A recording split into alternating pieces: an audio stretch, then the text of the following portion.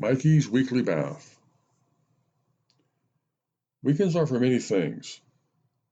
They are for getting away from one's job, for going to the movies, for visiting with friends, or for just having a relaxing meal at a fancy restaurant with the family.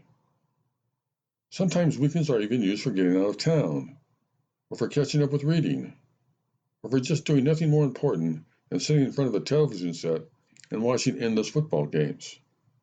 But in my case, I have long been assigned a weekly task from which there is no rest, no escape: bathing the family dog. That dog of yours, he is always my dog when he needs a bath, is beginning to smell again.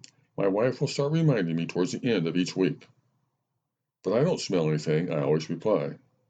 Just trust me, answers my wife, who I admit has a much more developed sense of smell than I do. He reeks.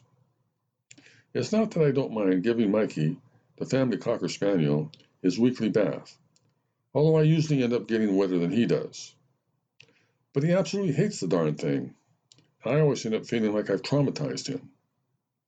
When I mention this to my wife, she simply says, I love Mikey too, but if he wants to be an indoor dog, he has to have a weekly bath. I don't want the whole house smelling like a dirty dog. It's not too much to ask.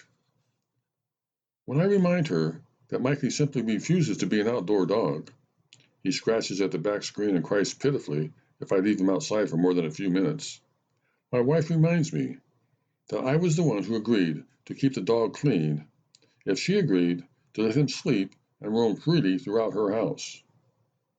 But if you would just give Mikey one bath and see how much he hates it, I said to my wife last weekend, then I'm sure you wouldn't insist on him having one every week. I am not bathing the dog, Daryl. But why not? You know why. We've discussed this 100 times. It requires scrubbing his butt, among other things, and I will never, I repeat never, do that. Mikey's bathing routine is always the same.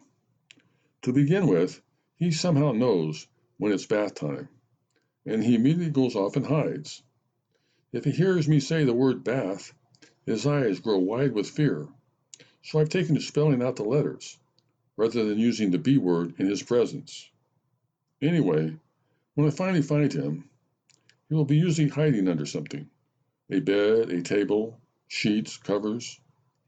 Then he makes himself into dead weight and forces me to drag him out into the open.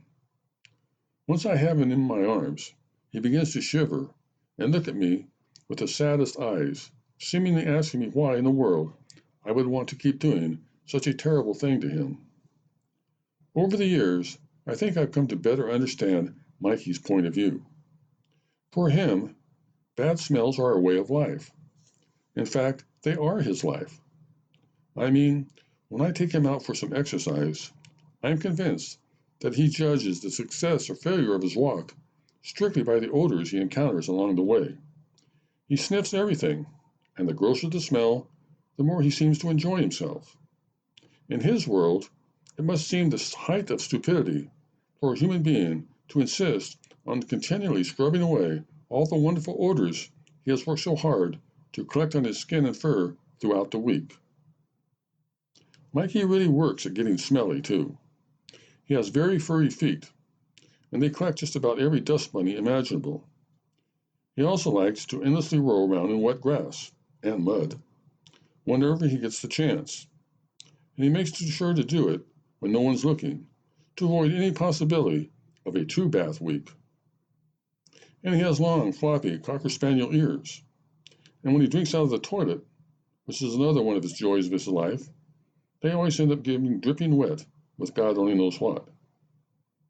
That's all very good and well, Daryl, said my wife, when I explained all this to her the other day, and tried as best I could to make her understand the very complex way in which Mikey views his weekly bath. But you seem to be forgetting something, added my wife. And what is that, dear? I asked, very pleased that she had taken the time to finally listen to me explain in great detail what I believe is to be the irreparable psychological damage being done to Mikey by unrealistically bathing demands. He's a dog.